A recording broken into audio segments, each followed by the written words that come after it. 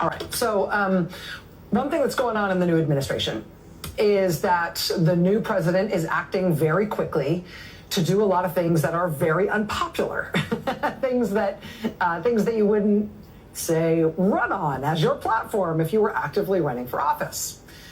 This week, U.S. veterans, including the founder of Iraq and Afghanistan Veterans of America, Paul Rieckhoff, started reporting publicly on what appears to be Trump's new hiring freeze at the VA, at the Veterans Administration.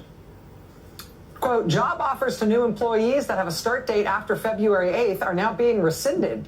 This includes some folks who've already moved to new cities with their families, doctors, nurses, counselors. This is throwing a massive hand grenade, Rieckhoff says, into the largest healthcare system in America, one which serves millions of American veterans. It's already hurting morale and retention. It will impact recruiting at VA forever. It is reckless and stupid. And he says, quote, it's intentional. This is how you drive people out of VA and make sure they don't want to work there, which for many Trump people has always been the plan. If you want to shrink the workforce and privatize the VA, this is how you accelerate it. Hiring freeze at the VA affecting doctors, nurses, counselors, everybody. Veterans have been sounding the alarm on that this week. And then look, hey, turns out sounding the alarm and pushing back sometimes stops them from doing some of the worst things they want to do.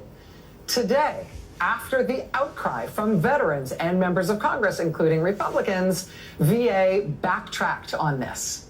They decided, after it was a full freeze from the beginning, they decided instead now they'll exempt about 300,000 healthcare specific jobs from this freeze.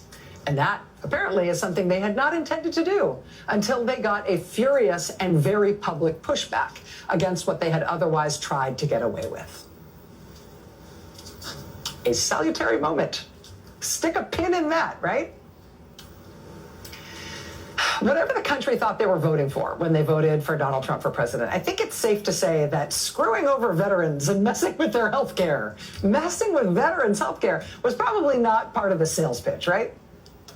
But Trump did try instituting an across-the-board hiring freeze at the VA. So people who want to work for veterans in that system were being told no, were being shown the door. Only outrage and public pushback backed them off that. And when Paul Rieckhoff, founder of IAVA, again, signals that this is something that folks in Trump's orbit have wanted to do, demoralizing, shrinking, weakening the VA workforce is something they've wanted to do because they wanted to effectively get rid of the VA. They wanted to privatize it. Indeed, he is on solid ground in saying that. Trump's nominee to run the VA is Doug Collins. His nominee to run the Defense Department is Pete Hegseth. Again, we are going to have some more news on Pete Hegseth coming up later this hour. But both of these nominees for the second Trump term for VA and for defense, both of them have crusaded to privatize the VA, which means effectively ending the VA. Because, yeah, sorry, veterans, there's money to be made here somewhere, so we're going to privatize it and get rid of the system that's been taking care of American veterans since, the 1790s.